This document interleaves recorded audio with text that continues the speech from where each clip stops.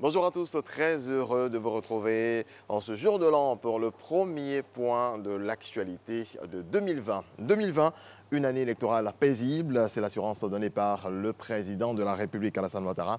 C'était hier lors de son message à la nation. Le chef de l'État a également dressé le bilan de son mandat à la tête du pays. Suivez un extrait.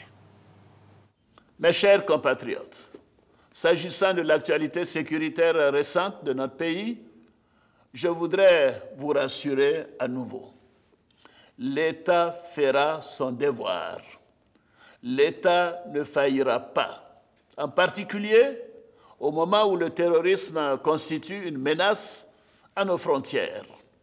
L'État sera là pour garantir la paix si chèrement conquise, ainsi que la sécurité des Ivoiriens et la stabilité de la Côte d'Ivoire. Nul ne pourra perturber cet objectif.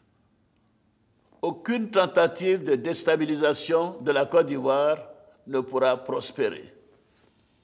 Pour tous ceux qui se sont rendus ou se rendront coupables de tels actes, la rigueur de la loi sera intégralement appliquée. Nous sommes tous responsables devant les juridictions de notre pays. Notre pays est un État de droit. Nul n'est au-dessus de la loi, quel que soit son statut. Je salue à nouveau nos forces de défense et de sécurité, avec à leur tête les grands commandements, pour leur abnégation et leur travail remarquable de protection de la nation et des Ivoiriens.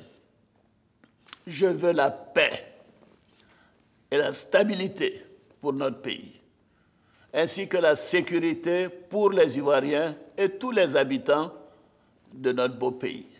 Comme le disait le président Félix Houphouët-Boigny, la paix est notre bien le plus précieux. C'est pourquoi, au moment où nous avons repris le chemin du progrès économique, social, au moment où notre pays rayonne et fait la fierté des Ivoiriens, je vais exhorter encore une fois tous les acteurs de la vie politique ivoirienne à faire preuve de responsabilité en préservant la paix et le respect des institutions. Le passage de 2019 à 2020 a été marqué par un magnifique feu d'artifice entre la commune du Plateau-Sel de Cocody. Comme des frises, les feux d'artifice dessinaient des schémas multicolores dans un ciel nocturne. Les populations n'ont pas voulu se faire compter le clou du festival Abidjan Ville Lumière. Elles étaient présentes pour vivre l'événement. Ciel illuminé également à Auckland, en Nouvelle-Zélande, pour célébrer le passage en 2020. Après un compte à rebours, la Nouvelle-Zélande, l'un des premiers pays à basculer en 2020. Plusieurs autres capitales du monde ont rivalisé d'imagination pour célébrer le Nouvel An. À Singapour, la Marina Bay s'est illuminée de multiples couleurs. En Indonésie, des badauds ont immortalisé les jeux d'eau du monument national dans le centre-ville de Jakarta.